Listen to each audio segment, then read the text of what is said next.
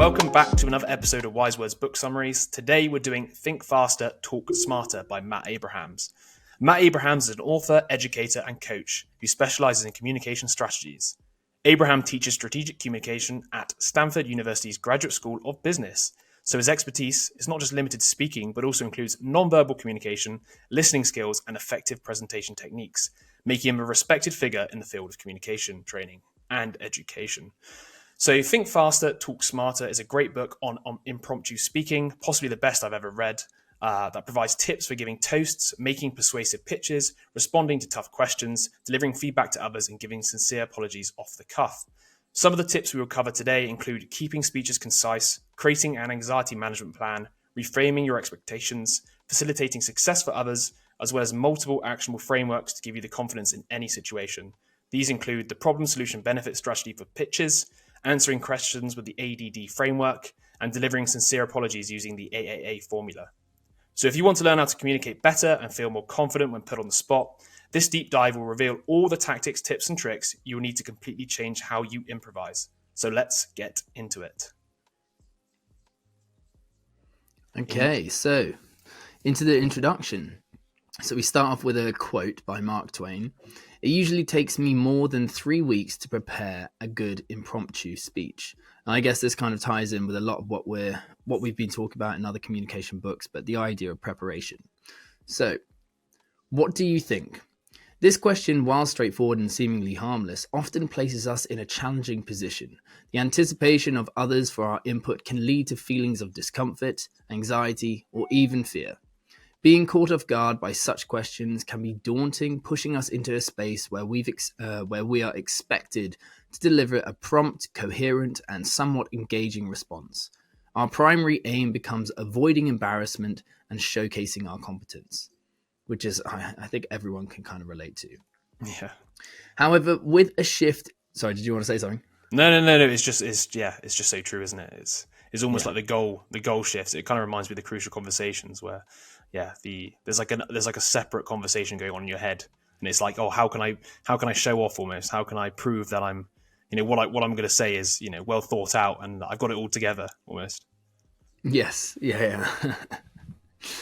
All right. So, however, with a shift in perspective and the development of certain skills, we can transform into effective communicators during these unexpected, high-pressure moments.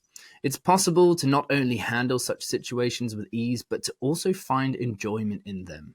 And I think that says a lot, because it's the whole incentive and fear. It's like, okay, yes, we don't want to be stumbling over our words, but we also want an incentive to engage and be good communicators. And if we can find joy in conversing, not the sound of our own voices, then, I think everyone can benefit from that. The key to excelling in impromptu speech lies in practice and preparation. With dedication to honing our communication skills, breaking free from ingrained habits, and making mindful choices, anyone can shine in spontaneous discussions. Ironically, preparing for these unpredictable moments enables us to express our thoughts and personality more fully. Imagine being at ease and confident in your ability to communicate on the fly. Picture a scenario where being asked to speak becomes an opportunity to engage, learn, and connect instead of a daunting challenge. Envision yourself communicating effortlessly without the usual nervousness and delivering your message in a clear, concise, and compelling manner. What if you can embrace these moments, thinking on your feet and speaking confidently under the spotlight? This book will teach you that. Yeah, I mean, it's funny, isn't it? Because the secret to being good on the fly is preparing. It's kind of ironic, right? And it reminds me of the art of explanation, where the more preparation you put in, the more you kind of seem better at improv, just because you've got some ready-made structures, answers, responses. They're not necessarily canned responses, but you kind of have this rough bullet point structure. Like we covered in the art of explanation. It just goes to show it. The preparation matters. So, exactly. Part 1, the Think Faster, Talk Smarter methodology. So there's 6 steps to better spontaneous speaking. And the framework he mentions in the book is calm, unlock, redefine, listen, structure, and focus. And the following chapters basically take each one by one. So, chapter 1, calm, tame the anxiety beast. So improving spontaneous communication, or any communication, begins with managing the intense anxiety that often accompanies it. Anxiety can consume our focus, energy, and ability to respond effectively, leading to a self-reinforcing cycle of doubt and diminished confidence. The cycle can escalate to the point where we are overwhelmed in high-pressure situations. So, here is a list of tricks and tips to combat this. So, the first one is confronting anxiety. So, address your anxiety directly by acknowledging its normalcy in high-stakes situations. Remind yourself that feeling nervous is a common reaction and it makes sense given the circumstances. Recognizing and naming your feelings can help you regain a sense of control and prevent you from being swept away by negative emotions. And then the second one links really closely to that. So it's the reframing of anxiety as excitement. So anxiety and excitement share similar physiological responses, placing us in a heightened state of alertness. So by reinterpreting anxiety as excitement, we gain control over our interpretation of the situation, transforming our speaking experience into one of empowerment. So that's just a classic example of a reframe, a relabel. Because I remember in the book as well, he went into a bit more detail about how when you label things or feelings, you're kind of tapping into your prefrontal cortex, right? You're kind of getting away from that emotional part of the brain. No, absolutely. I think you're kind of building new associations essentially. By reframing it, you can therefore start to label it with positive associations, and it becomes that kind of incentive. It's something that's exciting and not fearful. And yeah, I think that's incredibly powerful, and I think it just touches on a point that you have so much control. If you can tap into the ability to kind of rewire your brain in how you perceive things, and you get to control your perception, then the world is your oyster, because you can reframe anything to benefit you to some extent.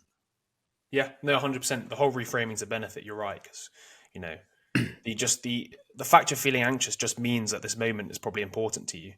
It's not necessarily a bad feeling. It's just getting your body ready to be more alert. And it doesn't have to be a negative thing just because we've got so many negative connotations associated with it. And we almost give it power by thinking it's a debilitating state, when it could just be, like you just said there, where if you maybe even, confuse the terms. I'm sure there's people out there, right, who actually have anxiety, but they've never conceived of it as anxiety. They just call it a feeling that they feel, and they might use the word maybe excitement for it, or maybe they're full of adrenaline potentially as well, or something. Like, they just define it in a different way, and therefore to some extent they have a different relationship with it.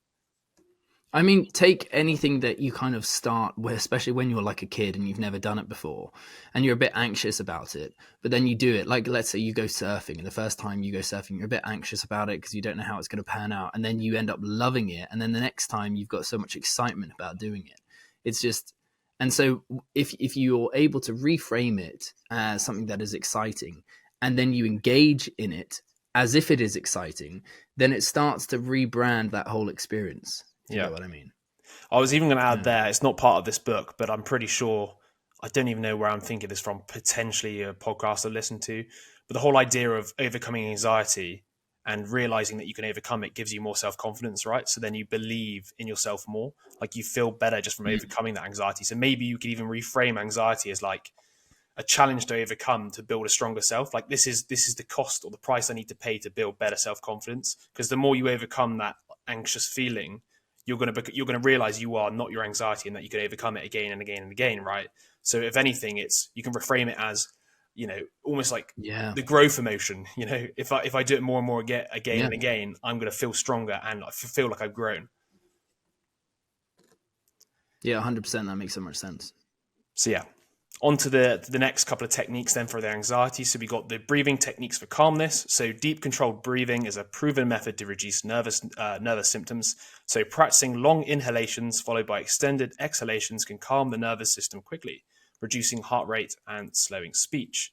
We come across this idea a lot, haven't we? With like the sort of Wim Hof sort of stuff, and breathing techniques have become all the rage these days. And it does just make sense, right? You're creating a sort of like physiological response, and your body can't help but be calmer if you're taking deeper breaths, right? Because part of the physiological immediate response to when you're scared or anxious is you start breathing quicker. Yeah, no, absolutely. And then the next one, which is semi-linked, I really quite enjoyed this one. So it's the slow down physical movements. So for fast talkers like myself, slowing down physical gestures can help regulate speech. Our speech often synchronizes with our movements, so moderating gestures can lead to slower, clearer communication. And that one off the bat, I just think is so easy to do.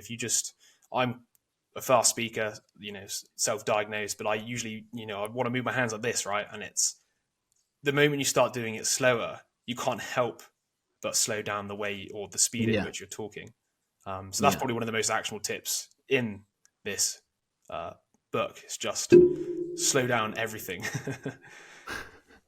Yeah, no, it's so true. It's kind of funny how it does synchronize. Like, it makes so much sense because, if someone was talking really quickly and their hands were going really slowly, there'd be a massive mismatch. There'd be such a mismatch. So, you'd be like, this guy is a maniac. Like, what is going on with this person?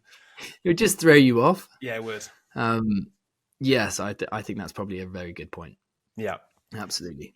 So, moving on from that one, then we got the positive self-talk. So replacing negative internal monologues with positive affirmations, similar to techniques used by professional athletes, so they can help focus the mind and reduce self-doubt. This mental shift allows for greater clarity and confidence. I mean, we've covered this in other books and stuff, but the idea of sort of like positive affirmations about yourself can obviously help you overcome. And to be honest, this probably links in a little bit with the whole reframing of anxiety. If you can just reaffirm again and again and again what anxiety is to you, this probably would help as well.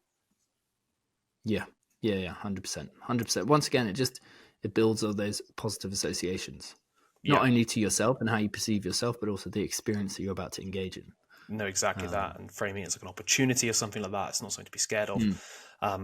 So this is one I quite liked as well. So strategies for memory lapses. So if you find yourself at loss for words, revisiting recent statements can provide a moment to regather your thoughts. So this technique, akin to retracing steps when searching for lost items, can help realign your train of thought and maintain audience engagement.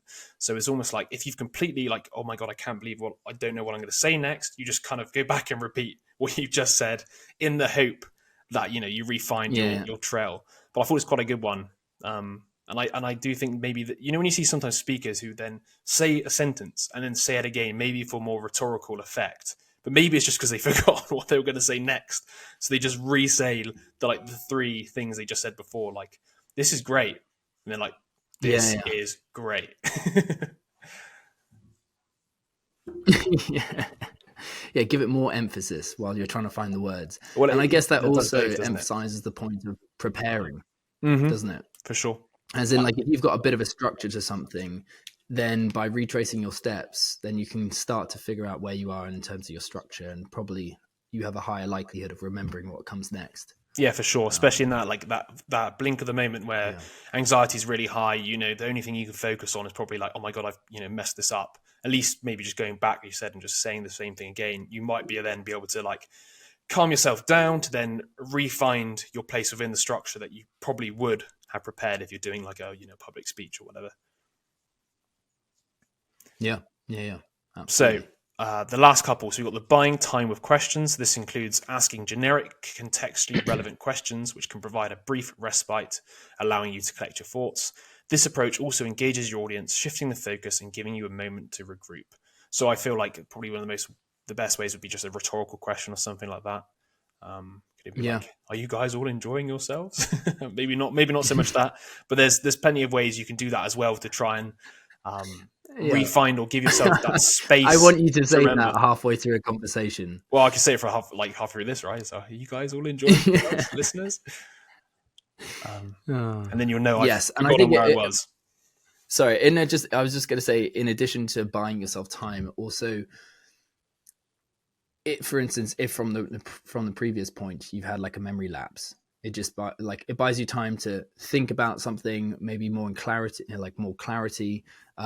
and compose yourself. So when you start to get to that point in a conversation where you're almost rushing and you're jumbled up because you've just caught up with it, whether you're excited about what you're talking about. But I feel like that can give you time to like make yourself composed and just reset it a bit. Calibrate yourself again. Refind your control, maybe your momentum or something. If you got like a bit of out of too quick and you're just like, okay, I need to slow down a little bit. Like, it does make sense. And he was recommending as well, maybe having some So obviously they were saying there potentially having questions that are more relevant to the actual context of what you were just saying, but then also there's ones that you could do that maybe are more generic. You know, the one I said there, which is just, bullshit anyway, but the whole, like, are you guys enjoying yourself sort of thing. But you can have your sort of canned questions that you could ask an audience, for example, or your conversational partner, which can kind of get you out of these situations where you realize, oh crap, I've forgotten what I was going to say, or I need to switch things up a little bit here. So yeah, you can prepare these almost in advance, right? Yeah. And then what else do we have here? So we have a few more. So we got perspectives on audience attention. So it's important to remember that audience members are often preoccupied with their own concerns and may not scrutinize us as closely as we fear. So this realization can help mitigate the pressure we place on ourselves. It's that classic, like, most people there probably want you to like succeed when you're speaking. They don't want you to mess up because they probably feel that pang of anxiety and fear that you would fear in the same situation. So most people want things to go smoothly. They're usually rooting for you. And at the end of the day, they'll probably forget about if you make a cock up or whatever when you're speaking, and they're not going to remember it in a couple of days' time. If even by that evening, like, yeah, no, 100%. It's amazing how much we'll overthink these things. And most people, whether they even noticed it, whether they interpreted it in the way that we think they interpreted it. Yeah. I mean, yeah, it's crazy how much we overthink things. Yeah, 100%. And then one of the last ones, so is the managing the filler words. We've discussed this on pretty much every single communication book has gone through it, and we still do it, and I'm trying my best not to, but the excessive use of filler words can be curbed through breathing techniques. So by aligning sentence endings with breath exhalation, we naturally reduce the occurrence of filler words, leading to a more polished and effective communication. There you go. See, it kind of works. If you breathe in at the very end of the sentence, you're less likely to go yeah, or inhalation or exhale. Yeah, it kind of works. If you just try and think when you finish a sentence, you're doing something involving your breath, you're less likely to be like, Still happens, right? And then one of the last notes I got here, because I took it mainly for myself, but people who are listening might be interested. So there's lots of softwares out there now which helps you to identify these ums and ahs and filler words you're doing. So I think I shared with you poise.com, didn't I? Then there's one called Ori and Like So. So these are all AI-driven softwares where you upload your video of you speaking, and it will count the amount of times you use filler words, and it will kind of dissect and give you a speaking score, and you can use it to become, I guess, self-aware of the way you currently speak, as well as offer tips and tricks to improve. We haven't used it yet, but we'll probably run this podcast through it afterwards, aren't we? We're thinking about it and see what it can do. Yeah, I think it sounds like quite a practical tool, like quite an efficient tool. Yeah, and obviously these things are never going to be 100% accurate, but the fact is that if they can point you in the right direction, then that's all you kind of need. Yeah, I think also it was the words per minute. It counts like your speed of speech, which is something that I personally feel like I'm always speaking too quick, right? And it would be interesting just to see how fast it is in comparison to like a benchmark. And then also maybe noticing, because also there's certain things where I think he talks about later in the book where, speaking quick isn't necessarily a bad thing. It just depends on what you're trying to say. Like if you're excited about something, you want to convey your excitement, you usually speak quicker, right? That's kind of like, it's not like you should completely get rid of speaking quick, but it's more like as a baseline, you should reduce it and then, use it as a sort of rhetorical weapon, almost, so to speak, to show to people that you're really interested or excited about an idea. Yes. Yeah, absolutely. So we got now like a summary of the ideas we just covered. So I'll just do it as well. So these are 9 summary techniques from this chapter. So you've got the whole practice, mindfulness. So confront and accept your emotions as they come, understanding that such reactions are both common and justified. Number 2 is breathe. So engage in deep breathing, allowing your abdomen to expand fully. Such breaths akin to those in yoga can mitigate feelings of anxiety. And the good rule of thumb is making your exhalations last twice the duration of your inhalations. Number 3 then is slow your movements, one of my personal favorites. So reduce the speed of your gestures, hand gestures and movements, since your speech rhythm often aligns with your physical actions. So slowing these down can similarly tranquilize your speech. Number 4, and in fact, I must have deleted it from the above, is really interesting. It was cool your body. So grasping a chilled water bottle, or any other cool item, as cooling down physically can lessen blushing and sweating. Or one of the, body's That's physiological interesting. responses to anxiety. But I don't know how many people. Although on that note, he actually says a lot of his talks he will make sure he has a cold water bottle before he goes on stage and he can hold it, Okay, which is quite interesting. interesting. And then this next one as well, once again, I've got it in the summary, but less in the above because I thought it was a bit weird, but it apparently works. So salivate. So stimulate your salivary glands by chewing or sucking on a lozenge, which can alleviate dry mouth, which is associated with nervousness, which is interesting. That's an interesting point. Yeah. You get that a lot in acting as well, to be Yeah, fair. you do? They talk about that. Well, they tell you to suck on kind of. lozenges? Is that what they do? Not that prescriptive, but they will say that, like, you know, if you've got a dry mouth, like, do certain exercises that like stimulate saliva. Is that for nervousness or more for like speech? Yeah. Okay, that's interesting. I think it's a bit of both, probably. Okay. But yeah, that's interesting that they say that. But yeah, funny, because then it's backed up by this guy. So 6 is positive self-talk. So silently repeat affirming mantras to yourself. Positive internal dialogue can help suppress self-critical thoughts and steer your mindset towards a more constructive direction. 7 is rewind and question to progress. It's okay to repeat prior statements or pose questions to your audience to reinforce your memory. However, be mindful not to overdo it. Use repetition sparingly as a tool for recollection and engagement. Then number 8 is getting rational. So consider the most challenging outcome of a situation and remind yourself that even the worst case scenario, the implications are often less dire than imagined. Most people are preoccupied with their own concerns, likely paying less attention to your actions than you might fear. And the very last one is inhale to reduce fillers. So end sentences in a manner that requires you to inhale, naturally reducing the use of filler words such as like and okay. And this technique streamlines your speech, making it more fluent and effective. I think for me, my personal favorites are the inhaling at the end, because I know I've got a problem with the Yeah, I think that's a very good point. And I also do like the hand gestures. I think they're the two most actionable ones for me, but I feel like everybody will have different preferences. I mean, some of the other ones, like the saliva thing, is quite interesting. I personally never thought about chewing gum while I speak, but I think it's maybe more before. Yes. Yeah. It's a good point, actually. Like, I never really thought about actively doing it, especially before talking. But yeah, you can see how it could kind of benefit you. So the next point is amp yourself up. So for effective management of anxiety symptoms, it's crucial to not only learn various techniques, but also ensure they become integral parts of your approach. After familiarizing yourself with different strategies, select those that resonate most with you to create what can be termed a personalized anxiety management plan, AMP, which is kind of like exactly what you were just saying just then. Like, you resonated with certain points more than others, and you could integrate those into your kind of AMP plan, right? Mm-hmm. Exactly that. This plan, by enhancing your control and concentration, can invigorate and motivate you towards better handling speaking situations.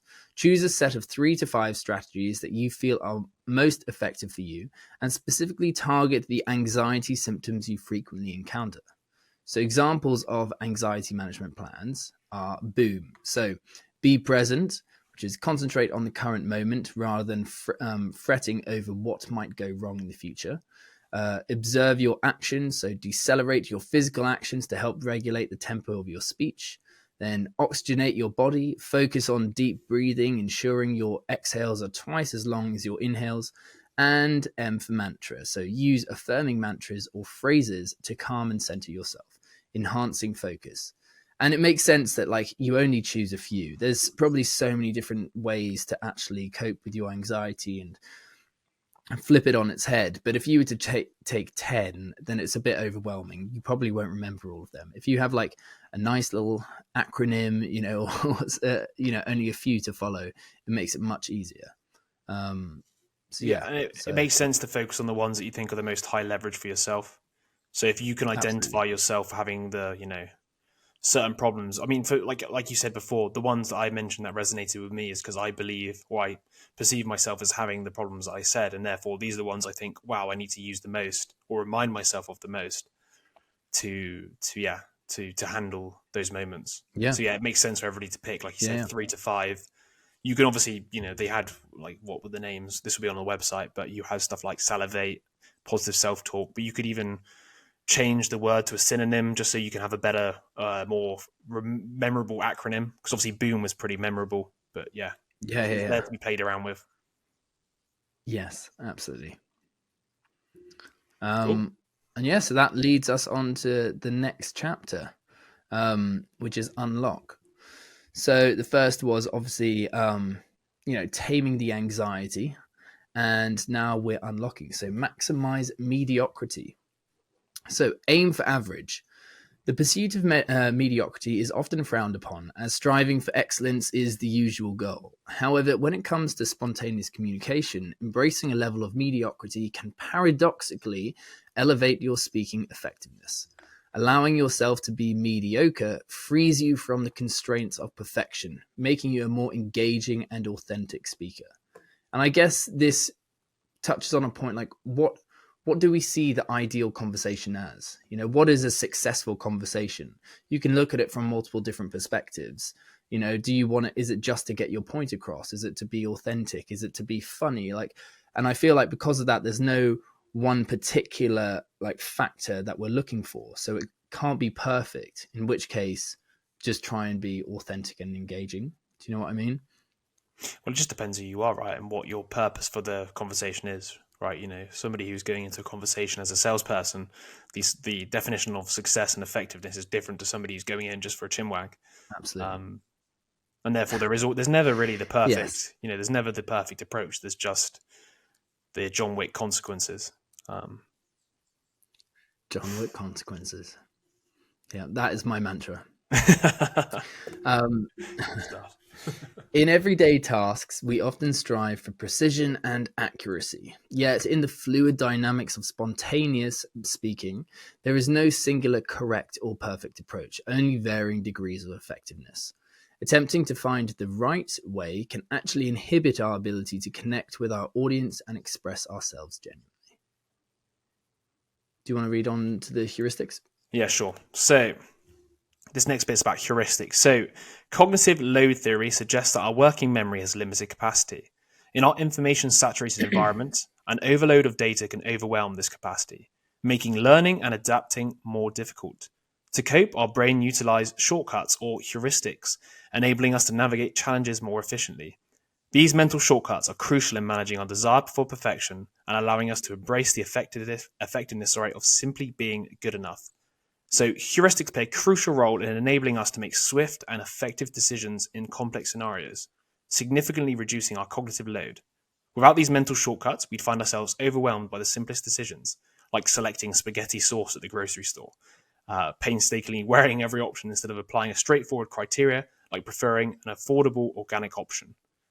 But there is limitations with heuristics. So relying on heuristics comes with its drawbacks. Firstly, it can dampen our spontaneity and presence, especially in social interactions where nuances and individual needs might be overlooked. For instance, automatically providing feedback on a meeting without considering the specific context of the request can lead to missed emotional cues or unmet needs. Secondly, heuristics can stifle our creativity. Adhering to rule-bound thinking restricts our ability to conceive novel, imaginative responses, leading us to predictable, conventional solutions. So breaking free from these mental models can open up a wealth of creative possibilities and innovative solutions. And the thing I think of the most when I think of heuristics is kind of the classic, hey, how are you? Yeah, I'm good. How are you? It's just, that's the heuristic everybody uses at the beginning of every conversation, that it almost means nothing. It doesn't mean anything anymore because everybody does it. It's almost like it's just the acknowledgement that you're even there. It's nothing more than that. We've railed it tick the box for a while, right? And I'm guilty of it. I do it all the time still, but it's because it's the most canned response, and it was an acceptable response, right? You're not gonna. So nobody's gonna be like, "What the hell is this guy on about?" I don't know if I've used this guy's example before, but I remember my driving instructor. Every time I see him, like, "How are you?" He'd be like, "I'm fucking amazing." I'm like, "Whoa, Jesus, that's strong." But I always remembered him every time he'd say something ridiculous, like, "I am absolutely normal" or something like that, and I'd be like, "What?" But it always got me, and I'm always more intrigued by him. I still think about it now, and there's just a lack of creativity in the sort of interactions we have, just because we always have the same canned response. Because I guess we're afraid of being weird, because it is pretty weird to reply in those ways. But I personally quite like it. It makes it more enjoyable in interaction, which isn't the standard. it's almost the reason why we don't like, or people don't like socializing too much, is because it's become too predictable, because everybody's too scared to, come outside of their shells or whatever. Yes, I guess it requires good questions as well, right? Ones that don't lead, or maybe ones that break the mold that people don't have heuristics to. There are probably ones that are more ingrained and we have a pattern of response. Whereas if you were to ask a question that's kind of a bit out there, then I wonder whether it requires a genuine response, a unique and original response, because not many people have asked them that, for them to create a heuristic off the back of it. But I guess I'm also using the word heuristics interchangeably to like programmed behavior, programmed responses, because that's kind of what they are to some extent. Yeah. I don't feel like people are thinking they're using heuristics, but they are. It's almost like you said, like a habit or like a behavior. Like it's not. But this is kind of where, we'll get onto it in a minute, where you can, use them to your advantage to some extent, because you can set new rules, such as something like, my new heuristic is every time you ask me how I am, I'm going to say something that you'll never, like, I'm just going to be over the top, or the opposite. Like, I'm so sad, and just to keep a straight face, that type of thing. So yeah. Strategies to counteract heuristic limitations. So to enhance our communication skills and creativity, it's not about completely abandoning heuristics, but becoming more conscious of when and how we use them. So recognizing the moments when heuristics might limit our responses allows us to pause, assess the situation afresh, and possibly take a more thoughtful, tailored approach. Staying vigilant for signs of heuristic reliance, especially under stress or when faced with a multitude of choices, can help us identify opportunities to break from our automatic responses. So experimenting with different perspectives or approaches, akin to an athlete training with their non-dominant hand, can disrupt habitual patterns and foster new ways of thinking and responding. So, balancing heuristic use. While heuristics are invaluable for navigating daily life efficiently, recognizing their limitations in certain contexts is key. So by remaining open to questioning our automatic responses and embracing more adaptive, flexible approaches, we can enhance our ability to engage more creatively and meaningfully in spontaneous situations. This balanced approach allows us to preserve the benefits of heuristics while mitigating their constraints, leading to richer, more inventive interactions and solutions. And that does just make sense, right? It's like using the structure, but allowing a little bit of freedom to sort of not reinvent, but just, add a little bit of spice to an interaction, right? You're not like trying to change it completely, because if you spoke complete gobbledygook, they're just going to look at you like you're, the weirdest person on the planet. But if you can just change a few words here and there and just get outside that sort of canned response that we all do. It's like emails, man. Like we always put like our kind regards. What else we put? Best wishes. All that sort of stuff. It's stuff that could just break the pattern that people are used to, right? I think people actually.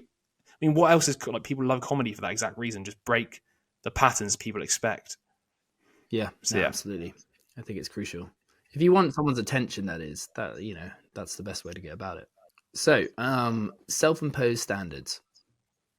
In Matt Abraham's class, there was an instance where a student, during a game of Shout the Wrong Name, found himself unable to participate as expected. Despite the simplicity of the game, where the objective was to incorrectly name objects, this student was caught in a loop of indecision, unable to voice even one incorrect name. He stood there, pointing at the same object repeatedly, struggling to break free from his internal constraints.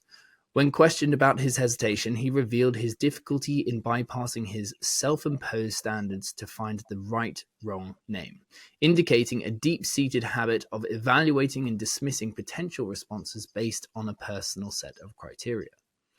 This example highlights a broader tendency to self-evaluate and seek perfection as a means to mitigate feelings of uncertainty and gain a semblance of control in unpredictable situations. Such self-judgment, while offering a temporary sense of command, often stems from a desire to manage the unpredictable elements of life, from speaking in public settings to navigating important meetings. This behavior suggests a deeper psychological strategy to cope with vulnerability by obsessing over performance, even when outcomes remain largely unpredictable. And I think we can all kind of relate to this on some degree. I think a especially the way that we're educated in this country, you're not supposed to admit mistakes, and therefore you're looking for the right answer all the time, which can, if you exaggerate that, it's basically just like to be perfect, like perfectionism. And we always want the right answer, no matter what. It's funny, even in like, very creative exercises. And apparently kids really struggle with this. They're given an exercise to do something because like in class where there isn't a right answer, and yet they all like freeze because they still are looking for that right answer. Yeah, Tiva, this is one of my like key ideas from this book, was this idea of, watching and trying to become aware of your own self-imposed standards. Especially in this game, the whole, identifying, shouting the wrong name. Sorry, so I've got like a candle in front of me, is like me pointing out it being like orange. That's the first thing that came to my head, right? But then one of the things that, let's just say I was in a group, I can do it now because it's like I feel like less pressure when it's just like a camera and you, right? But if it's in a group, I think one of the internal monologues in my head would be the right wrong name. For me, would probably be something that's a bit funny. I try and find an angle that's funny. But if you put that pressure on yourself, then you're unwilling to say a lot of the ideas that come to your head because you don't think they're funny. But the reality is they might be, because the whole point of it is you're calling something like you're calling a spade, I don't know, a Sudoku puzzle. It's so weird and bizarre that it might actually be funny. But you hold yourself to a standard of like, I need to make people laugh. Or maybe you don't even realize you have these standards until you're in that situation. And you're like, actually, the thing that's holding me back now is my criteria is I want people to respond to me in a way that they think I'm funny, or they want to respond in a way that they think I'm smart. Let's just say that might be the internal criteria people have. And I wonder, actually, now that I'm saying this, how much people's personal identities will be mixed up in their criteria of judgment. It's like, I want to be seen as smart, so therefore what I want to say is going to be filtered through my criteria of what I think smart is, or filtered through my criteria of what I think is funny. But we all have that because we all value different things. We all want to prove to other people that we're certain things, right? So even like we were saying at the very beginning of this, is like, what do you want from this conversation? Usually people go back into themselves and be like, I want to impress you. But like, there's a criteria of what the impressing is. Do I want to become across as smart? Do I want to come across as funny? Do I want to come across as, joker, serious, whatever? And it's quite interesting to become aware of your own self-imposed standards, because once again, there's no such thing as like a right answer to the right wrong name. Like, all of it is wrong. So if you call it a wrong, anything you don't call by his actual name is technically the way you play the game, but you've created this whole criteria of why your answer is wrong in comparison to another one, which just is not, it's not the aim. Yes, absolutely. And I think by filtering everything through your own criterion, then you end up neglecting or diverting anything else that could be beneficial along the way because it doesn't fit with your criteria. Like if you're trying to, like you said, if you're trying to impress someone intellectually, and yet there is an opportunity to be humorous, but you're not even aware of that because you're focusing on the intellectual aspects of it. And so almost staying open and not trying to assimilate a conversation into a particular like form or criteria, I think is very important. Yeah, for sure. Did you want me to take the next bit? Yeah, go ahead. Sure. So the next part is dare to be dull. So how can we minimize self-criticism and this constant pursuit of perfection in our communication? Well, a surprisingly simple yet profound strategy is to grant ourselves the liberty to perform tasks as they come without overthinking. This approach is a fundamental principle in improvisational theatre. Seasoned improvisers overcome their quest for perfection by embracing the mindset that good enough is great, and encouraging themselves to dare to be dull. This philosophy underlines that by allowing oneself to be less than perfect, we ironically increase our chances of being engaging and authentic. As Dan Klein, an expert in improvisation, elucidates, striving for originality often leads to a paradox where efforts blend into a sea of attempts at uniqueness. In contrast, being straightforward and genuine, embracing the ordinary, often leads to the most authentic and compelling form of expression. So once again, it kind of reminds me of the whole sort of like, you're trying too hard. There's a reason why that's a phrase. You're trying too hard to hit this criteria. It's the effortlessness in most of the case that make art or the expression and the authenticity of people like more true, if that makes sense. Like if you're seen to be trying so hard to be creative or intelligent or funny, you're not these things. because it has to be effortless. It has to come about naturally. If that makes sense. Yeah, it's almost it's the nature of them to be effortless, you know. Mm-hmm.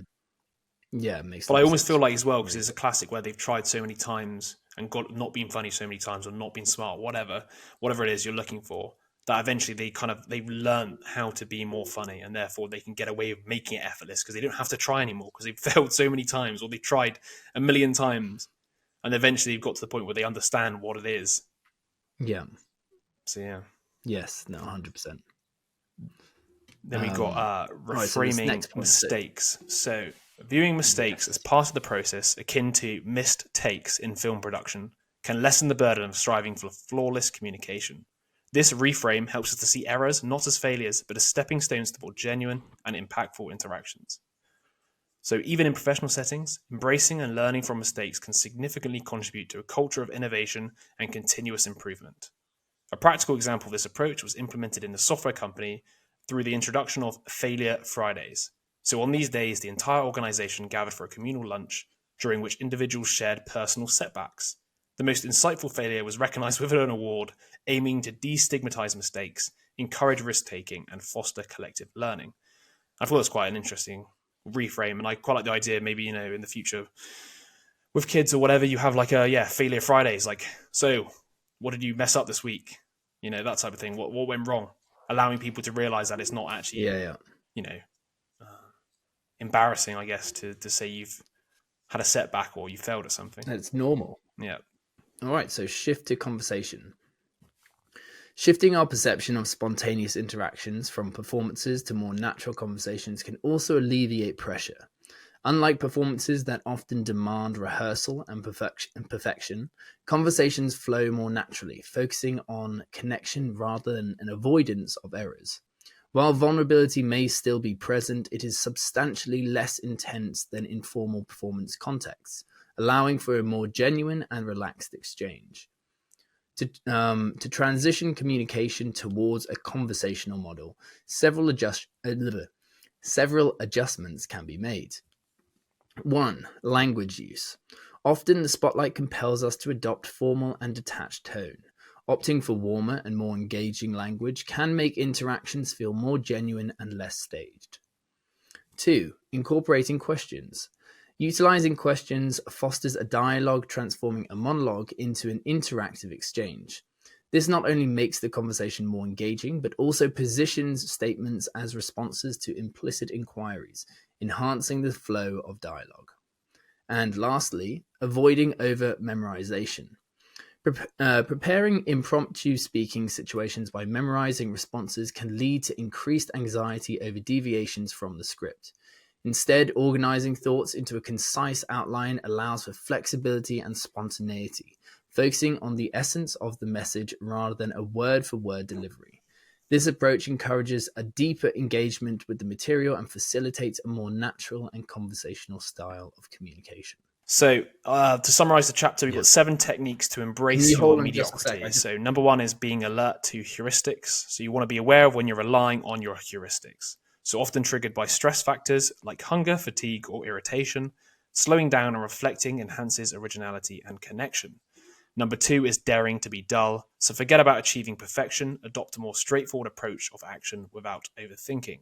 This mindset frees you up for greater creativity and spontaneity. Number 3, embrace your mistakes. So viewing mistakes as valuable steps towards your goals, akin to outtakes in a film production, this perspective will shift how you perceive setbacks, enriching your growth journey.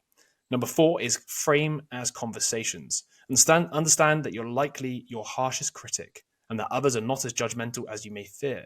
Approaching interactions as casual conversations rather than formal performances can significantly ease your communication.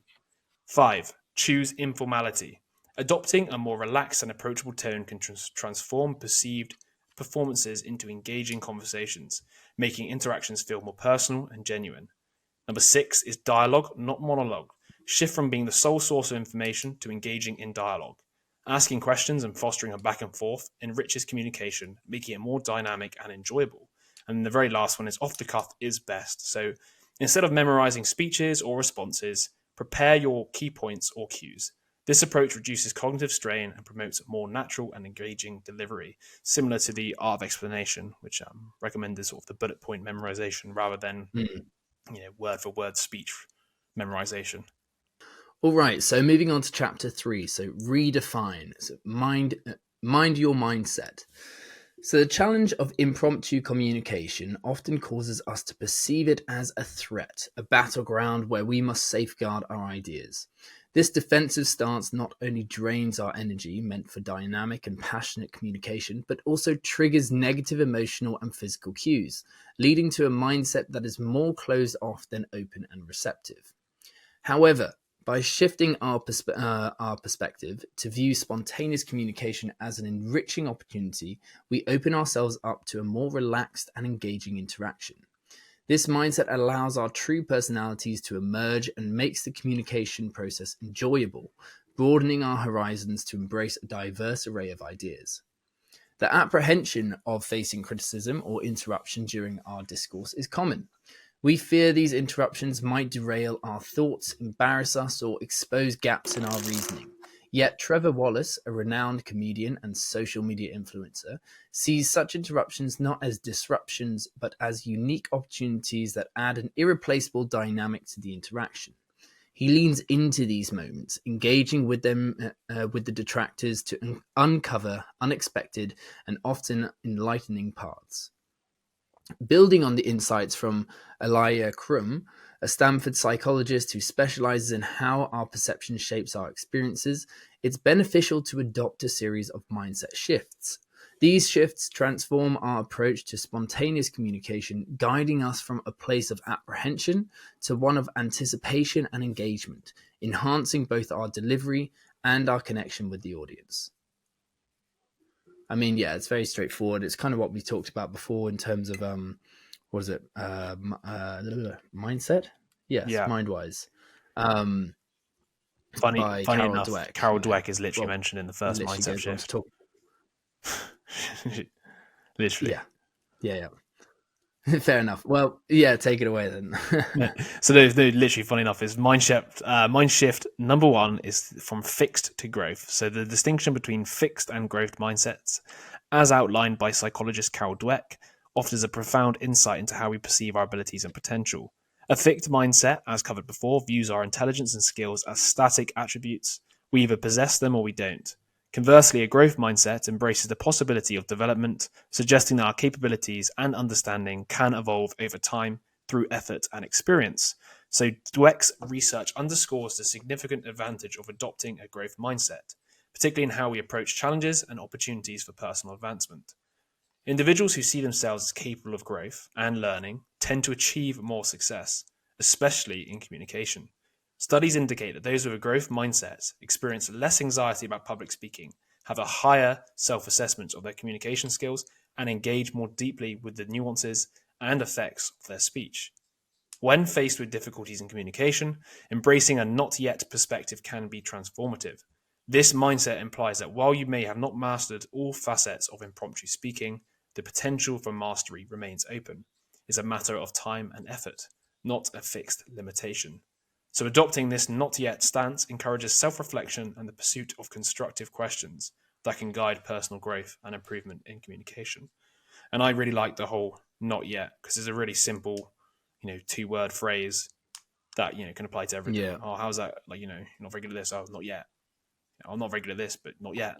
It's an empowering phrase. Absolutely. It just tells you that there's a lot of potential out there, that it's not fixed. Yeah. All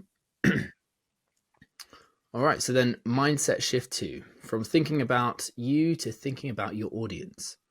Often when faced with the challenge of impromptu speaking, our instinct is to internalize the pressure, viewing the situation as a personal test.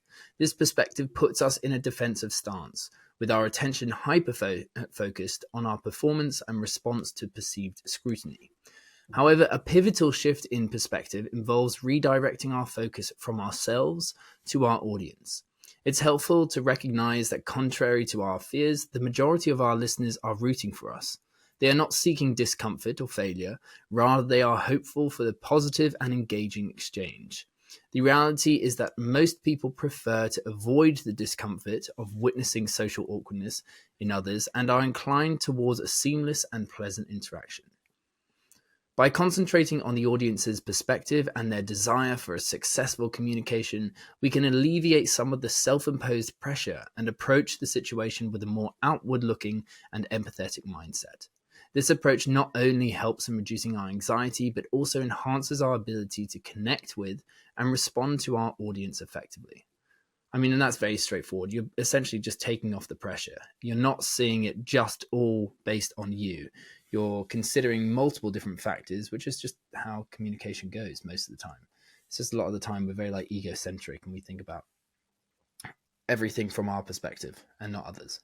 Yeah. I feel like most of the time when people hear you speak, they're probably just thinking more like less judgments about you and more like, why should I care about the information you're telling me? You know, like, what am I going to get out of this? Yeah. Rather than, oh, this guy, like looks stupid or whatever, or sounds stupid, or I mean, that does happen, but it's less. It does happen. Unless you've got a really squeaky voice like a guy from Grown Ups, then you should be fine. Yeah. What's up, ladies? Oh, bless. Yeah, not doing anything like that. I think he died recently. Oh, good. Did he really? The actor? Did you just say, oh, good? No, I said, oh, shit. I did not say oh, good. Did I? I mean, I'm on camera, so maybe if I did, I can't remember. I definitely said oh, shit. Yeah. Nice. Yeah, no, I think I've read something somewhere that he died. The really ripped guy who's from Saskatchewan. That's the one. That is the one. Yeah. Weird. All right, so then mindset shift 3. From yes, but, or no to yes, and I'll take this one because it's about improvised theatre, improvised acting.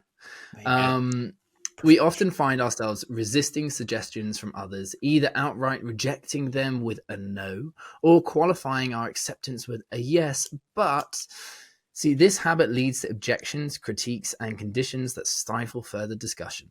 Adopting the yes and mindset from improvisational theatre encourages us to accept what's presented and then contribute our own ideas to it. This approach eliminates the notion of right or wrong responses, focusing instead on the evolving the conversation with each new contribution. Yes and is not only simple but also profoundly effective in fostering creativity and openness. To incorporate yes and in spontaneous conversations, start by identifying and building on common ground, even in disagreements. Regularly revisiting these points of agreement can create a positive feedback loop, encouraging mutual understanding and collaboration. Be mindful of your biases and avoid hastily dismissing others' ideas. Quick interruptions or dismissals can make people feel overlooked and undervalued. Emphasizing a yes and attitude helps create an inclusive environment where every contribution is valued and built upon. Yes, I can vouch for that. I think it does work. I mean, it's literally what you're taught in improvisation, but in improv. But yeah, I think it's a powerful strategy. Well, I think one of the classic reasons for why it's so powerful, especially maybe in a position where you're going to disagree with somebody, is the whole idea of yes, but is the idea that the but negates the yes. As soon as they hear the but, they're like, well, yes. They didn't even mean yes in the first place. Whereas at least if you say yes and, they kind of, they basically subconsciously realized or perceive that you agree with them before you add maybe a potential rebuttal or maybe a caveat to like, yes, you're completely right, and I would just like to add that this other thing over here, which you didn't mention, is also true, kind of thing. And it gives you more wiggle room because people don't like to be told they're wrong, right? And the whole yes, but just there's no point in saying yes if you're going to say that. Exactly. So yeah, do you want to go for this last one? Yeah. So mindset. Jesus, I know. Christ. I keep saying that as well. Yeah. I don't know what's going on. Maybe it's my writing. Right. Mindset shift. I think it's the shift part, the mindset. Anyway, mindset shift it is, 4. Yeah. That's a tongue twister. From dwelling on what happened to next play. So when encountering a mistake, the focus could shift towards the next action rather than dwelling on the misstep itself. This approach not only demonstrates resilience, but it also is likely to earn appreciation for one's fortitude. It's the recovery and response to a mistake, that truly matters and is within one's control, rather than the mistake itself. So, echoing this sentiment, Duke University's renowned basketball coach, Mike Krzyzewski, I'm assuming, known as Coach K, emphasizes, not to be confused with Kim K, emphasizes the next play philosophy, widely adopted in sports. This mindset encourages moving past a missed shot in basketball, a strikeout in baseball, or an interception in football, and immediately refocusing on the forthcoming opportunity. The essence of the next play concept is about readiness to embrace the next opportunity without being hindered by previous setbacks. Dwelling on past mistakes can obscure the potential that the present moment holds. By disciplining oneself to swiftly transition to the next play, regardless of the preceding events, one stays open and prepared for what comes next. Life's outcomes, whether seemingly positive or negative, are unpredictable in their ultimate impact, so what may initially appear as a setback could later emerge as an advantage, and vice versa. Hence, it is beneficial to not linger on past results, but to maintain focus on overarching goals. So in the moments of a setback, adopting the mindset of maybe, followed by a prompt move to the next opportunity, can be a practical way to navigate through challenges. Or next play, right? I like that a lot. I think it obviously doesn't just account for communication. Like any setback in life, right? The mindset of that must be really shit that happened to you, or maybe because it might offer you some other opportunity to do something else. I mean, a classic example, obviously, of me with the ACL stuff. Oh shit, you can't play football for a year. Oh, maybe it is, but I've managed to do more gym because of the fact that I'm not playing football. So it's like, yeah, it's bad in that aspect, but maybe it's not so bad in this other aspect. And you can't, it's not like a blanket judgment of this is bad or good. It's like, oh, maybe it's good, maybe it's bad, but we'll find out. We can only take the next step, the next play. And I love that as a philosophy. I think just those two words, next play, is super useful in life. Like if you can have that mindset, that everything's just the next play. Like you can't obviously change the past. Me sitting here complaining about it isn't going to change it. Obviously, learning from it's important, but that's where the whole next play comes in. Next play, but with the knowledge of what didn't work. Exactly. That's what I was going to say. Yeah. I think that's important to take with you. You don't just leave it there. You reflect on it. It's not you just don't listen to it. You would only but you only reflect on it because you know that there is a next play, right? Yeah. The whole concept of reflecting is so that you can therefore implement it into the next game. So yeah, it's important to learn from it, but you don't need to. There's always tomorrow. I still it's kind of linked to this, and we will get around to doing this book in the communication like book reviews that we're kind of doing at the moment, which is the Thank You for Arguing, I think, by Jay Heinrich, and he talks a lot about in the argument space that I want to say it's the past for definite is the blame frame, because if you're ever focusing on the past, you're always trying to find somebody to blame, somebody who caused it, right? The present, I think he also refers to as similar to the blame frame. And then he talks a lot about the only constructive arguments you can really have is the future frame, which is solutions. Like, oh, what are we going to do about it, kind of thing. Yeah. I kind of think about it a lot here with the next play. It's like by focusing on the future, you are controlling what you can do next and not on the past. Because obviously focusing on the past is just a blame game. It's like, oh, whose fault was it? Why did that happen? It's not going to change the fact that everything happened. And that's why I find it so interesting. It's like if you spend your whole time, and it's obviously there is a reason, and you should obviously reflect upon past mistakes. Like you have to look back and go, like, "Oh, is that my fault? It is my fault. I should have done better." But at the same time, it's not going to help you do the next play, or it might help you inform to do the next play. But you've got to focus on what you can do next, rather than I'm just going to live in the past and suffer. Exactly. Yeah. No, I agree. Cool. So we're on to chapter 4, which is listen. Don't just do something, stand there. And by the way, that is not a typo. I believe that's what his chapter is called. And the more I look at that, the more I think it doesn't make sense. But it's going to when we finish the chapter. So we so often miss opportunities during spontaneous encounters to look for signs of what others around us are thinking, feeling, and needing. Often we miss these opportunities due to noise, in 3 categories. So you've got physical, physiological, and psychological. So these are the 3 Ps that impede us from listening well. 1, like we just said, physical noise, pretty obvious. It's dropping something on the floor. 2, physiological noise, so fatigue, hunger, and anxiety. And in 3, psychological noise, so your biases, judgments, and rehearsals. So the power of listening. Attentive listening extends beyond hearing words to include the observation of non-verbal cues and the context of the conversation. It involves tuning into the audience reactions, the influence of their social environment on the interaction, and discerning what aspects of our communication are making an impact versus those that are not. It's about capturing the subtle signals that reveal the audience's current emotions and needs. Neglecting to listen can lead to missed opportunities and can inadvertently create issues, resulting in communication that may seem discordant, insensitive, or inappropriate to our audience.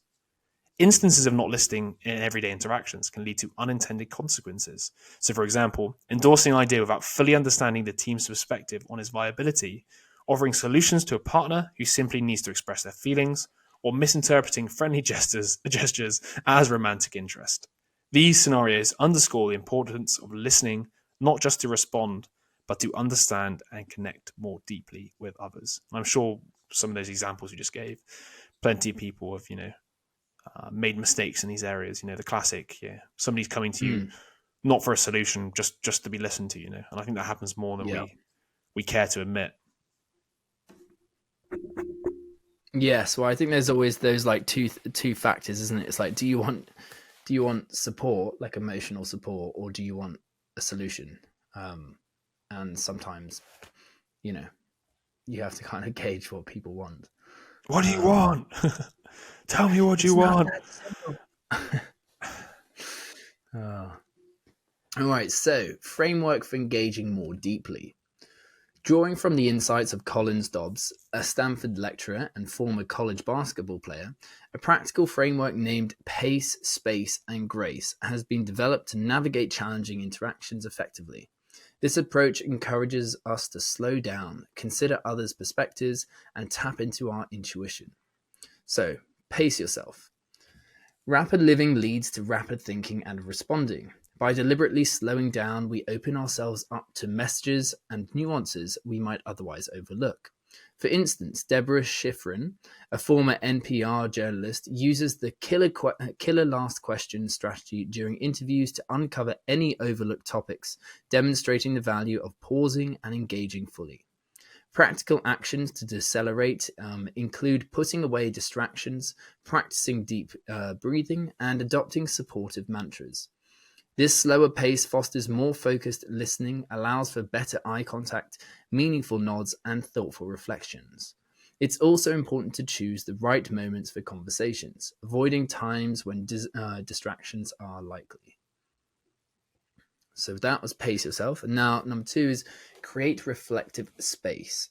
So gaining clarity often requires asking probing questions like, what makes you believe this? Or how does this impact you? Such inquiries not only demonstrate curiosity, but also courage, as they open up new directions for dialogue.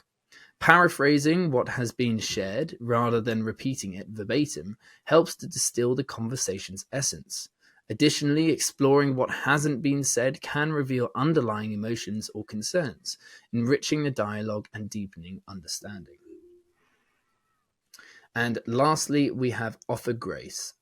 So, according to interpersonal relationship expert David Bradford and Carol Robin, effective communication involves tuning into both internal and external dialogues.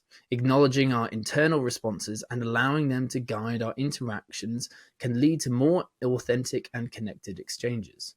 Recognizing and expressing our emotions during conversations, such as sharing how a topic makes us feel, encourages openness and vulnerability, fostering deeper connections.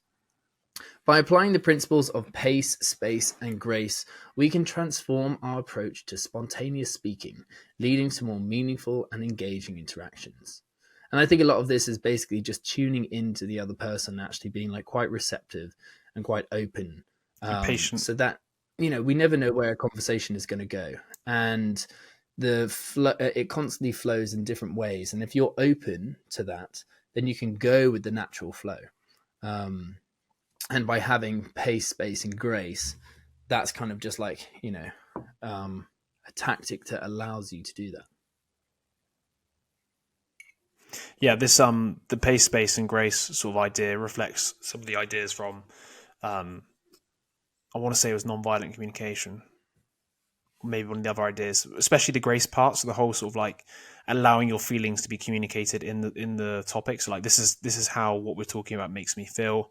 Not being afraid to allow your feelings to come to the topic of conversation. As well as I like the idea as well of the creating reflective space, sort of like asking a question that's quite tough, but then also not answering it for them, which I'm terribly bad at, but having the ability to just pause and give people time to answer. Because obviously, people struggle with the uncomfortability of silence, but giving them the space to, you've asked them a tough question and not jumping in and helping them reply. Exactly. It's really listening to your partner, your conversation partner, on multiple levels, not just the superficial text level. It's being in tune with them and their emotions. Yeah, exactly. Like listen, it's funny, isn't it? Because everybody thinks listening is just the through your ears, but it's actually through your sight as well. Absolutely. So yeah, there's this next bit that I've put in a green little box because it was actionable. So it's some of the ideas he said to do it. So now that you experience with asking clarifying questions to create space for listening, prepare some of these questions in advance. So examples might be, can you provide more specific detail? Can you share with me some of your experience with this? How does this apply to what you're currently working on? And how can this help you and others? So sort of stock questions like this, which encourages people to continue on speaking about what they're speaking about, will improve your sort of listening skills because you'll be able to get more personal responses to some of these. This is probably my favorite chapter. So chapter 5, which is structure. So structuring your spontaneity. So to talk effectively on the spot, it's helpful to have some rules and methods in place. This doesn't mean we need to script everything or memorize lines, but rather have a basic plan that makes it easier to get our point across clearly and quickly. So thinking about how to organize our thoughts is a good first step. Having a clear plan for how to share our ideas helps us speak more smoothly and make sense to others. Telling people the plan at the start, like a tour guide, would and should make it easier for them to follow what you're saying. So having a plan doesn't stop us from being spontaneous. Just like jazz musicians who improvise within a set musical structure, we can be creative within our conversation frameworks. We can get ready for different types of talks by coming up with a few simple and flexible plans. This helps us handle unexpected conversations better, making our points clearly without needing a script. But it's crucial to remember that just listing points isn't enough. Effective communication needs a story-like structure with a clear beginning, middle, and end, not just a bunch of items. Using this storytelling approach makes our spontaneous talks more engaging and meaningful, creating a real connection with our audience instead of just listing facts. And this, once again, is similar to the idea earlier, which is the best spontaneity or spontaneous conversations usually come with, I was going to say weeks, maybe not weeks, but preparation, days of preparation, or at least practicing beforehand. Not necessarily canned responses, but knowing the structures of the ways or the way you're going to, the way you're going to structure the content of what you're going to say. And as we'll see at the end of this chapter, he gives you some ready-made structures for different scenarios, such as, one for when you're pitching, one for, I think one of them is a more like all-purpose general Swiss Army knife approach, he says, to whatever you're going to say. But then you've got ones for apologies, and it just allows you to tick off one of the two main problems, which we're going into in a minute, which is you have two problems, is what to say and how to say it. And he's like, well, with these structures, what you get is you've ticked off the box of how to say it. You just need to know now what to put in the structure, which I think is super useful. And it's something before this book I hadn't even contemplated. Exactly. But if there's anything I've took away from this book is the idea of being able to pre-structure the way you're going to go about explaining something, for example. Yeah, absolutely. Well, I think you always need a bit of a structure. I think it should be a loose structure. You never know how your conversation is going to pan out, but if you have a loose structure that you can follow and that you can get back to if you need to, then you'll always have a bit of a direction that you can rely on. And then obviously part of that structure is usually a kind of narrative in some form, some kind of story structure, which lends more, he'll tell us now. So, the 4 benefits of structure. So As a speaker and speaking coach, Matt Abrahams has identified that structuring presentations brings significant advantages. Number one, firstly, organizing information into a coherent story not only maintains the audience's focus, but also piques their interest. A story format naturally guides listeners through content, enabling smooth transitions between ideas. Without clear narrative connections, speakers might rely too much on filter words like next and so, which suggests a lack of a cohesive story to tie the information together. A structured approach, such as the problem solution benefit framework, encourages clear transitions that enhance understanding. For example, by stating, now that we have a firm understanding of the problem at hand, allow me to share how we can solve it through a simple investment. And then on to number two. So, structure aids in memory retention for both the speaker and the audience. Humans generally struggle to remember information. Our capacity for holding distinct pieces of information is limited, and we're even less adept at recalling complex concepts. Our brains default to fade to gist, remembering the essence while forgetting the details. However, we are wired to seek, enjoy, and remember stories, with scientists referring to our capacity for recalling past events as episodic memory, framing our recollections as narratives. According to Stanford neurologist Frank Longo, narratives are powerful because they can evoke emotions, making the information more memorable and interesting. Emotional engagement activates the brain's attention and memory circuits, enhancing the impact of the storytelling. And we kind of touched on that in the art of explanation, didn't we, when we were talking about the different ways to structure stories, essentially, and the benefits of them. Okay, so then on to number three. So the third advantage of using a structure beyond enhancing engagement and improving memory is that it simplifies the way we process information. This is achieved by clearly indicating the structure to our audience, guiding them as they absorb the details. Experts often discuss processing fluency, which refers to the ease with which our brains can understand and store information. Our brains require effort to interpret and organize scattered bits of data. By applying a structured approach, we can increase processing fluency, making it less challenging for our audience to grasp and connect the information presented. And then lastly, number four, so the fourth advantage of structure is its influence on our own thought process, in addition to shaping how our audience interpret our messages. The structure we select as speakers frames our approach to the content we plan to discuss. Consider being in a college literature class where the professor asks for your thoughts on the week's assignment, Shakespeare's The Tempest. You might decide to compare it with another Shakespeare play read previously, organizing your thoughts around a structure of comparison, contrast, conclusion. Without this specific framework, your analysis might not have honed in on the parallels and distinctions between the two works. Utilizing structure disciplines our thought process. It encourages us to follow a logical path, keeping our arguments focused and coherent. This not only guides what we choose to express, but also clarifies what we opt to exclude, ensuring our discussions are structured and meaningful. Yeah. I mean, that And I think those are all really important, right? Yeah, absolutely.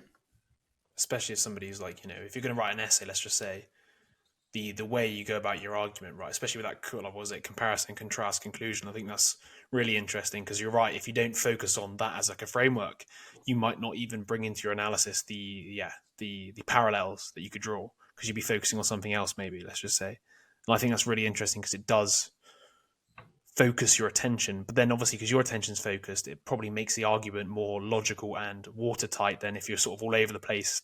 At least people know when they're reading it, it's going to be a comparison, contrast, like argument kind of thing. Yeah, exactly. It does make sense, and I think it's funny, isn't it? In hindsight, I wish I had more structures maybe readily available with me. Sorry, for uni. I know they gave you sort of like the classic, didn't they? What was it like? Thesis, analysis, synthesis. I think, isn't it like the classic sort of frame for doing like an essay in general, especially when you're reading around a topic, but. it's just quite interesting how the same can apply to when you're just, you're speaking spontaneously. Okay, like, I'm going to compare these two options to you right now, but the way I'm going to do it is comparison, contrast, and then I'm going to conclude. I wouldn't have thought about that before. I just kind of just jump into it without any idea of how I was going to structure what I was going to say and just ramble on almost, Absolutely.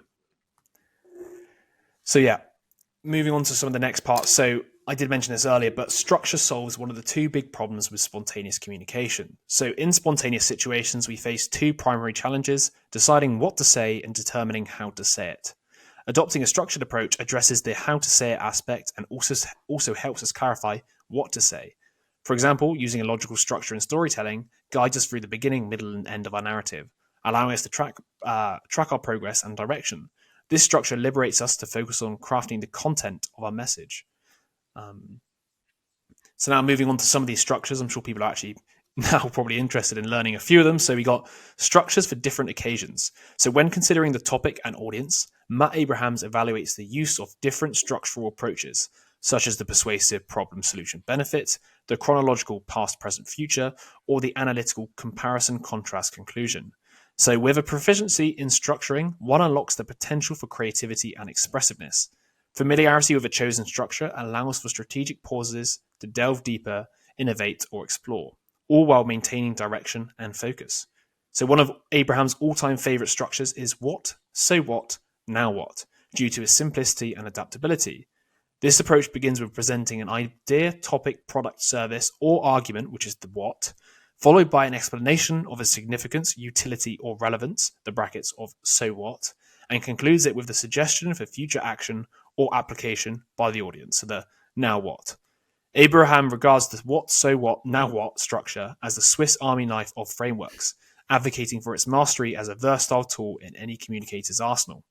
If one is to focus on learning and remembering, just one structure, this would be his choice. And you can see why.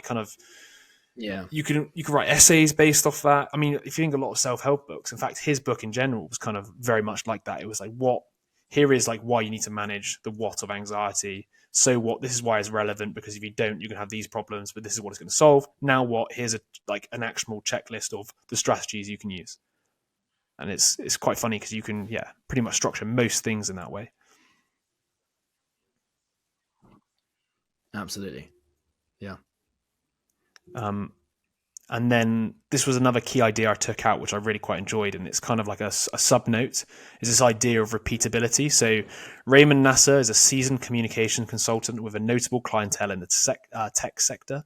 He frequently assists entrepreneurs in preparing for crucial meetings with venture capitalists to seek funding for their corporations.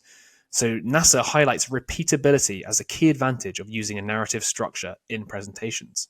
He points out that the venture capitalist an entrepreneur presents to often isn't the decision maker for the funding, so the individual must relay the pitch to their colleagues. A compelling story told by the entrepreneur is more likely to be remembered and, crucially, repeated accurately by the venture capitalist to others within the firm. This ease of repetition enhances the likelihood of the story resonating with the subsequent listeners. So Nasser observes that over time, the ability to repeat a story transforms a simple narrative into a form of mythology, passed down and gaining significance with each retelling. And I thought that's really interesting because if you can it's almost like the made to stick kind of thing. If you can bake in repeatability into an idea or a story you create, it's more likely to be shared. So some classic all-purpose structures. So you got as mentioned before, the what, so what, now what. So discuss the topic, why it matters, and then the practical implications. You've got the next one called prep, which is point, reason, example, point. So you make a point, give the rationale behind it, offer some illustrations, wrap up by returning to the point.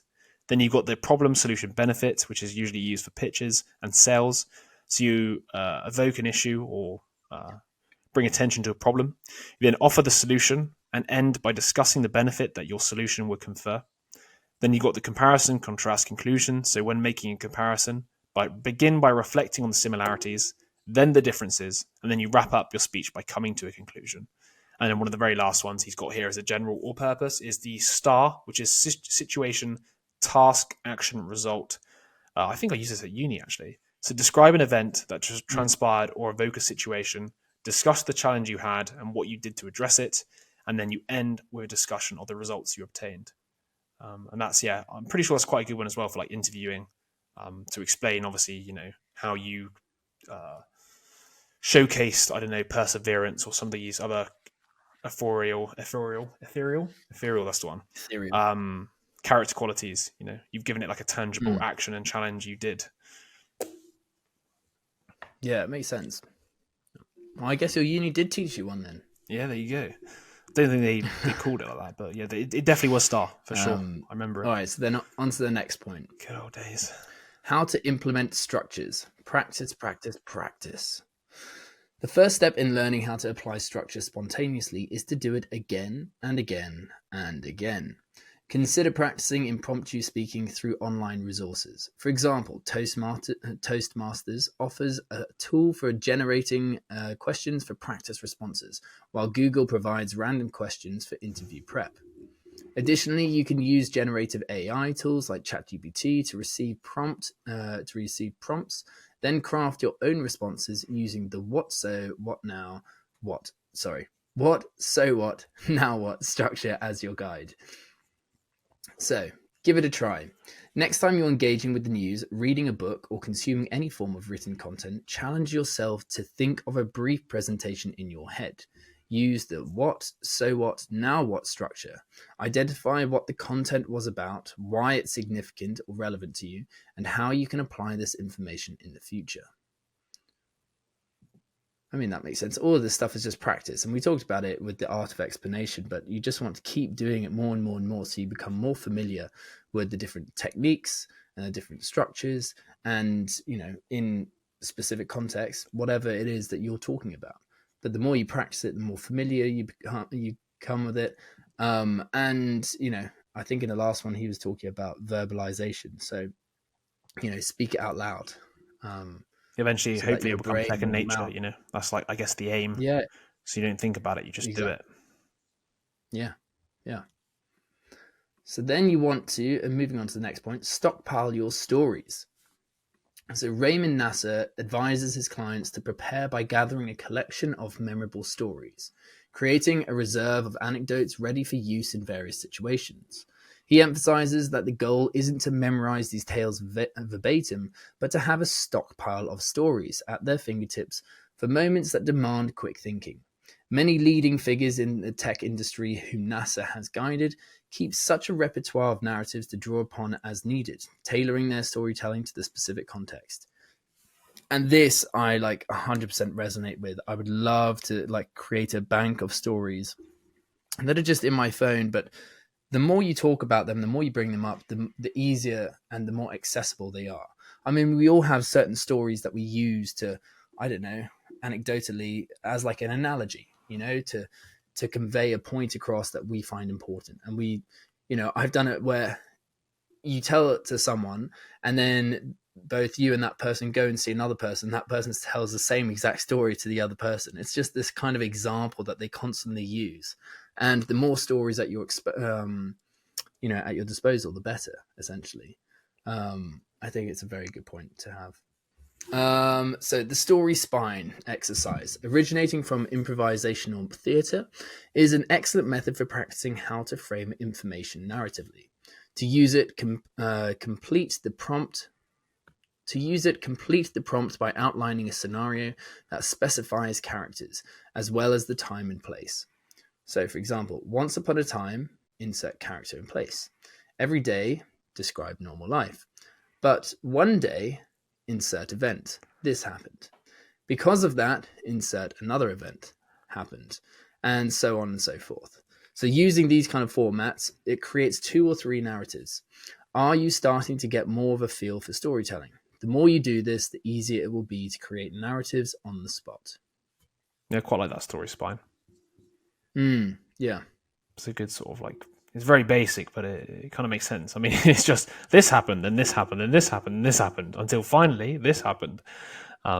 It's kind of the natural way we tell stories anyway. I went there, then this happened, then I went there, and this happened, and then this happened, and then, or whatever. So it's, I feel like it's a fairly normal way we all do it, but it gives it a bit of structure, and you can maybe go back and revisit your life and create a few stories off the back of that. Exactly. Yeah. So we're now moving on to chapter 6, which is the very last part of the 6 steps framework, and it will be the last part of this video. And we'll definitely do a second part to cover part 2, which is the application of all these ideas. So number 6 is focus, the F word of spontaneous speaking.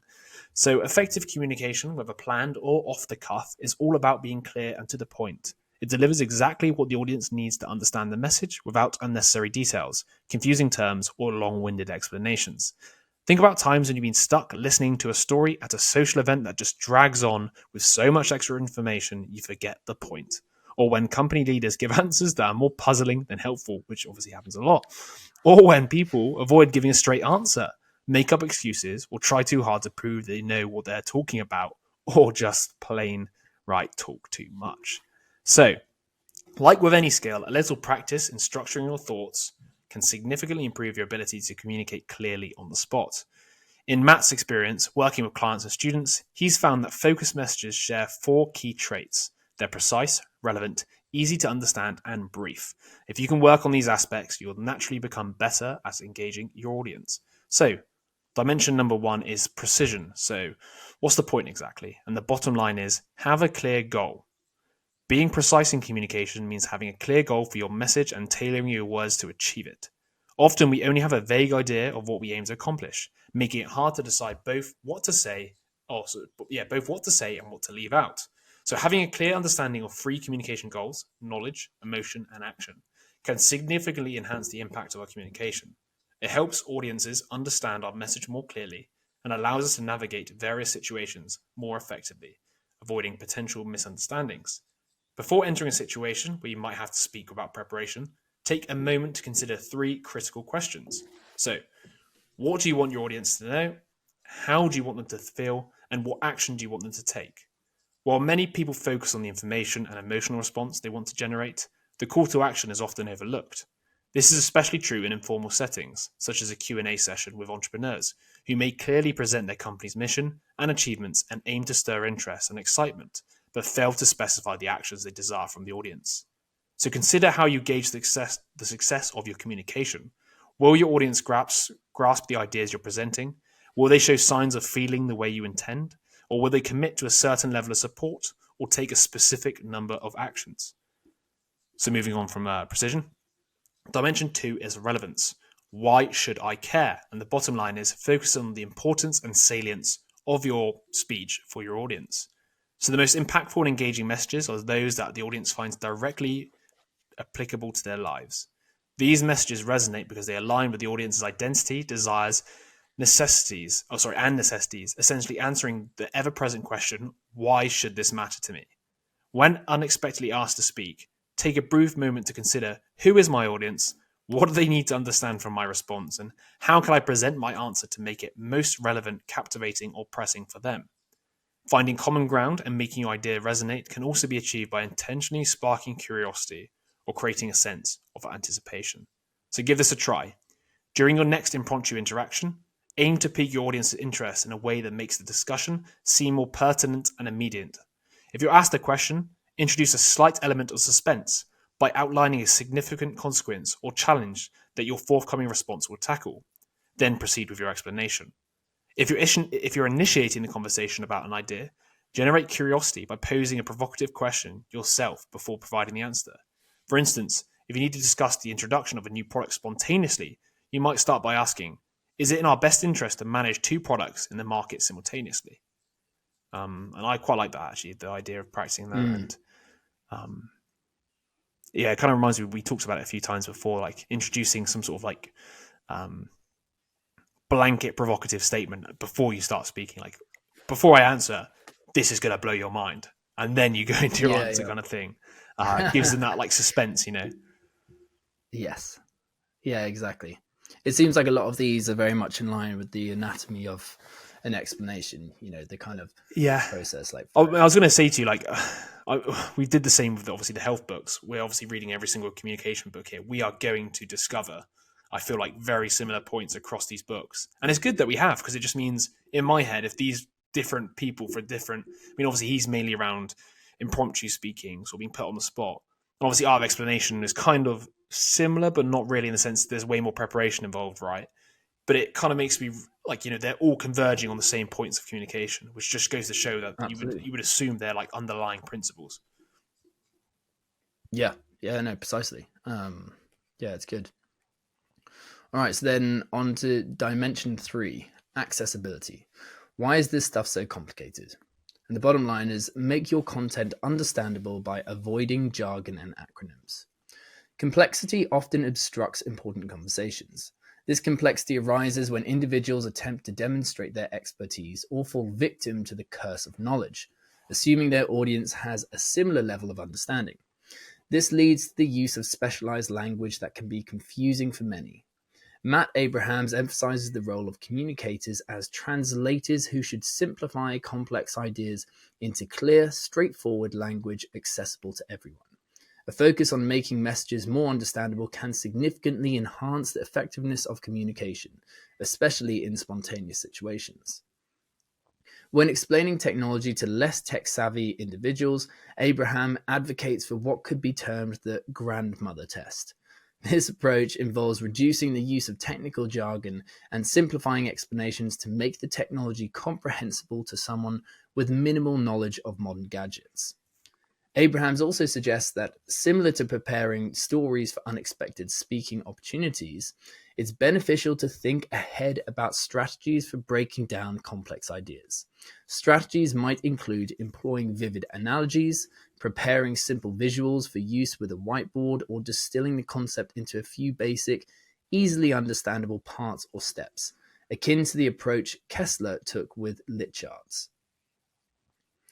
And then on to dimension 4. So, concision. Why are they so long-winded? And the bottom line is be crisp. Matt Abrahams learned an important lesson on communication, simplicity from parenting strategies. Minimal words. Rather than offering lengthy explanations when asking his children to do something, a straightforward instruction, join us at 7 p.m. for dinner, clean up your room, proves more effective. This approach minimizes the chances for objections and prolonged discussion. Neurologist Joseph Pardubice explains to Abrahams that conciseness makes messages easier to process, as it reduces the cognitive load on the brain. Using fewer words can enhance connection with audiences and maintain their focus. In a time when attention spans are short, and they are bloody short, it's crucial to evaluate the necessity of every piece of our message. By focusing on the essence of communication, we can significantly boost the impact of our messages. It's our responsibility to make understanding as straightforward, enjoyable, and engaging as possible for our audience. So an exercise could be: consider a complex activity you do regularly, such as putting a child to bed, shuffling cards, making your favorite dish, or negotiating a deal. Try to think of a metaphor or an analogy for this task. Example: putting a child to bed is like ... Practice explaining this activity in front of a mirror or camera using your metaphor or analogy. Does this approach simplify the explanation and reduce the number of words needed? But it's quite a fun exercise, isn't it? Yeah, It's like yeah. this, it's like that. It's, as we know from metaphors, you can, extract or bring to the forefront certain elements of the experience and then hide others. Yeah. But I think it would be quite fun to just sit there and come up with as many metaphors as possible. Like, putting your kids to bed is like ... and just coming up with like 5-10 different answers, and get better at trying to pull metaphors out your ass as you go. Yeah. Because it can be quite funny and quite witty if you do it well, I think. I think it's also quite impressive when you see someone who actually like whips out a metaphor that you're like, okay, wow. Yeah, no, it 100% is, man. It's a bit like, how you wanted that. You stuck on the point earlier about having like a story stockpile. Like, you want a metaphor mine. You want loads of metaphors that you can just go back to and always use, kind of thing. But like, well, not always use, but you get what I mean. If you have like enough, you can then just whip them out here and then when you need it. Exactly. So yeah, anyway, we're going to finish off with the summary of these 4 dimensions. So number 1, be clear. What is your goal? So the key point is, your message's purpose: to inform, inspire, action, or evoke emotion. You got to be precise, clearly define what you want your audience to know, feel, and do. And this clarity will improve your message's impact, making it more understandable and actionable. So before speaking, you need to quickly think, what should they learn? How should they feel? And what action should they take? Number 2, make it matter. Why this matters to you. The key point is your message should resonate personally with your audience. Messages hit home when they align with your audience's interests and needs. So consider their perspective to make your points relevant and engaging. Try creating a hook that makes the topic immediately interesting or important to your audience. Use suspense or pose a question to draw them in. Number 3, keep it simple. Let's not complicate things. So the key point is to avoid jargon and speak plainly. You want to simplify the complex ideas, assume your audience isn't familiar with technical terms, use analogies or break down concepts into easy to understand pieces. Think about how you'd explain a complex topic to someone without your expertise, aiming for clarity and accessibility. And then number 4, which is get to the point, keep it short. Key point, be concise. More isn't always better. Use minimal words for maximum effect. Clear, direct statements are easier for audiences to grasp and remember.